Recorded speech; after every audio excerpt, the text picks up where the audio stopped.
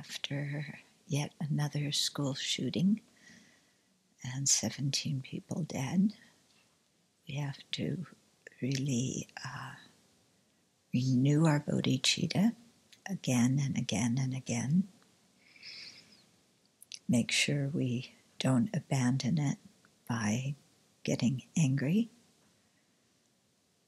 falling into despair, wanting to retaliate. But whenever we face adversity, to really hang on to what is virtuous and not let our mind go into old habits of negativity. So let's cultivate compassion not only for the kids and the adults that were slaughtered in the middle of a school day,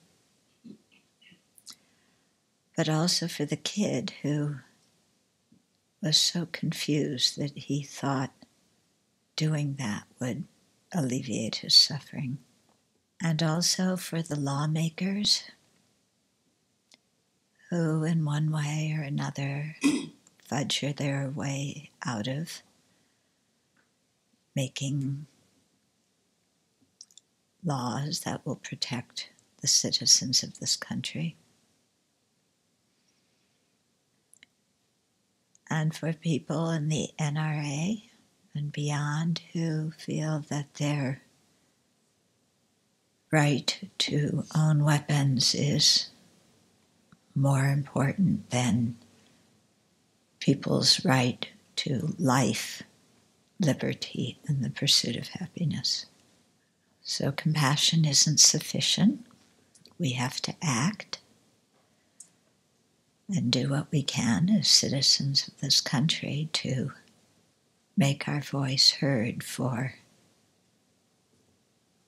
reasonable gun control laws and for doing something to help young men who seem to be the ones who perpetrate a lot of these things. And then, of course, in our own lives to act with kindness and in a non-harmful way to everyone that we encounter. And so with that kind of motivation, and let's listen to the teachings so that we can learn how to think clearly. And with the ability to think clearly, may we never generate these kinds of wrong views that justify, rationalize, and perpetrate harm against other living beings. I forget the statistics, but there's been a large number of school shootings just since the new year, and 3 of the 10 most deadly school shootings have happened in the last 5 months. 19. Pardon? 19 this year. 19 this year. And we're only 6 weeks into the year. And there's been 19 school shootings. Yeah, so something is definitely quite wrong. And, some people say it's this, some people say it's that. It's probably a lot of those things. But we have to work on all the fronts. Yeah.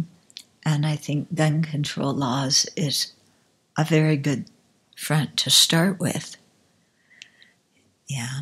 Trump said he attributed it to mental illness, but then the advocates for the mentally ill said that is being biased against those people because not everybody who is mentally ill is violent and dangerous. Now, we shouldn't spread that kind of thought in society. Yeah.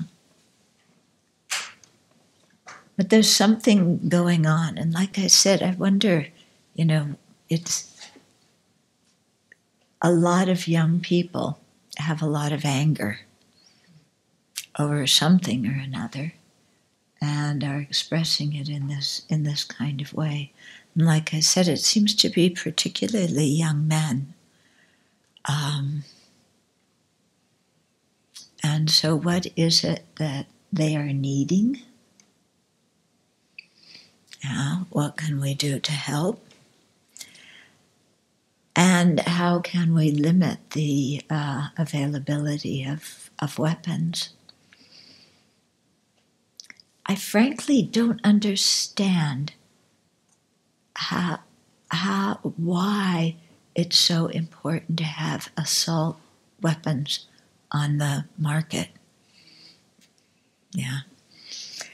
But of course, I disagree with a lot of the whole thing. How people read the Second Amendment, I disagree with. I actually would like if we repealed the Second Amendment, to tell you the truth. Because I've lived in countries like Singapore where there are no weapons. Yeah, and it's fantastic.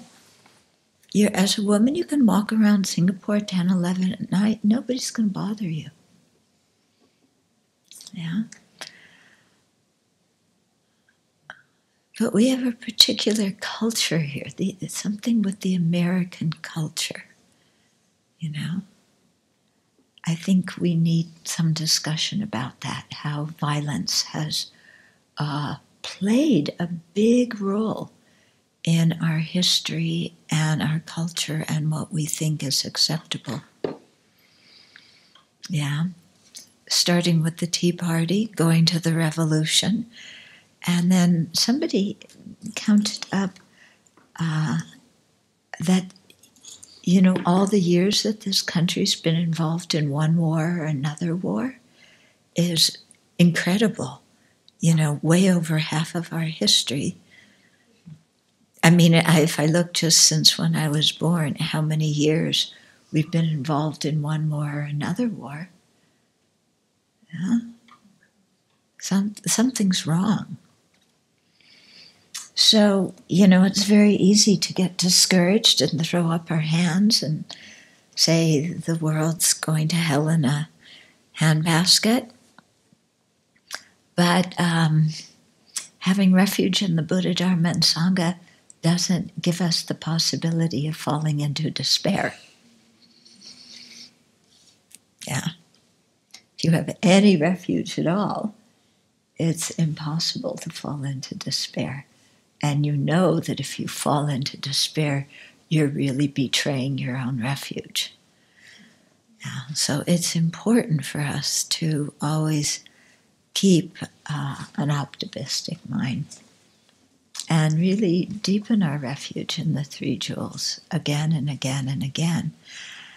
And, you know, particularly to make sure that we never do something like that.